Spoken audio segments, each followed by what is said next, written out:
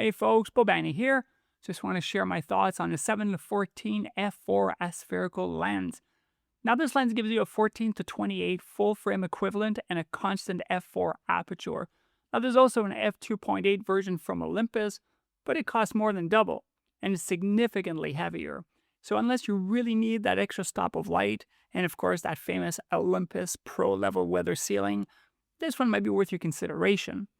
Now, one of its biggest strengths is how compact it is. At just 300 grams, it's easy to keep in your bag without even thinking twice, even if you don't plan on using it for every shoot. It comes with a small built-in hood and cap, keeping things simple. Now, the image quality is solid. The lens is sharp overall, with only slight softness at the long end of the edges, and even that's minimal. Now, if you're shooting with an Olympus body like I am, some automatic corrections like chromatic aberration may not be fully applied with Panasonic lenses, but that's an easy correction in software. As for design, the front element protrudes, so traditional filters aren't an option. But there are third-party solutions and custom setups out there if you really need filters, but personally I never use that stuff. Now, it's not built like an Olympus Pro lens, but unless you're rough with your gear, it should hold up just fine. I'm a big fan of bang-for-your-buck lenses, and this definitely falls in that category. Now, shooting ultra-wide really doesn't come natural to me. I usually reach for this lens in practical solutions, like during weddings, capturing rooms or large groups in tight spaces, real estate, landscapes, that kind of stuff. But that's also why I really don't feel the need for 2.8, because none of those scenarios really require fast shutter speed, so with the excellent IS of the OM3 and the OM1, I'm good to go. That said, using a lens like this forces me to think differently, and you really have to be much more aware of everything in the frame, the edges, the foreground, and how perspective can exaggerate shapes and distances.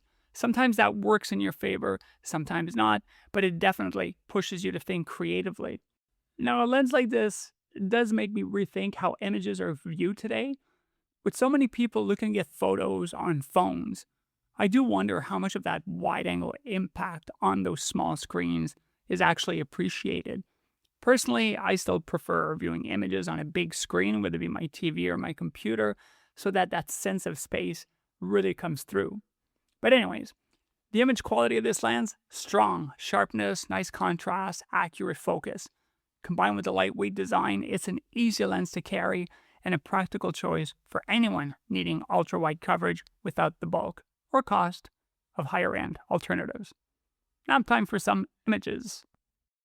The quick images here. Alright, where is the damn thing? Oh, Jesus. I really should pop this stuff out. Anyways, my apologies. Here we go.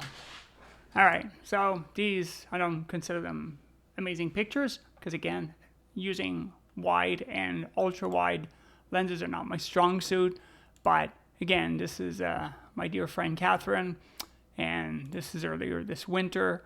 And see, as you can see in this case, I used it with, portrait in mind.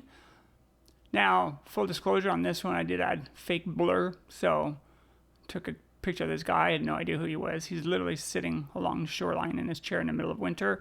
But baby, that's Canada, man. That's what we do. There's my friend Catherine again, and again, that great perspective that you get from that really wide lens. And this is at an event that I shot. I took a couple of images with that lens, the obvious with the group earlier. But again, really nice, sharp lens. This is a hood. I don't know why I took that, but that was downtown. These are fruits. There's my friend Catherine again. Again, that wide angle perspective. And typically, 7-14. I mean, how far are you going to go with that? And that's a more ugly, gloomy day with a sepia vibe to it. That's along the river close to where I live. And that's, obviously nobody's going to go swim in that crap at this time of year.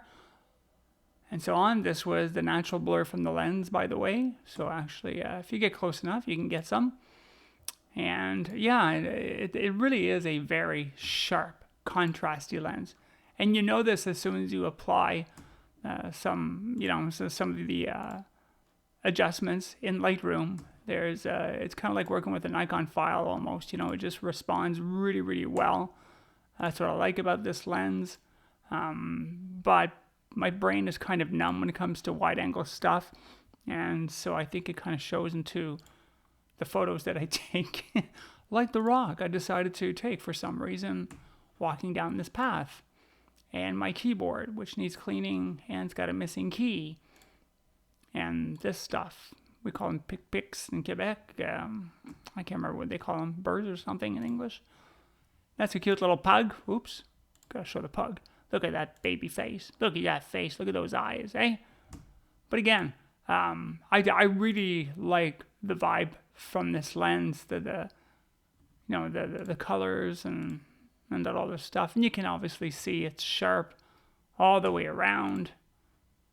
This was this morning, actually. Well, the morning that I did this video anyways, which is April 19.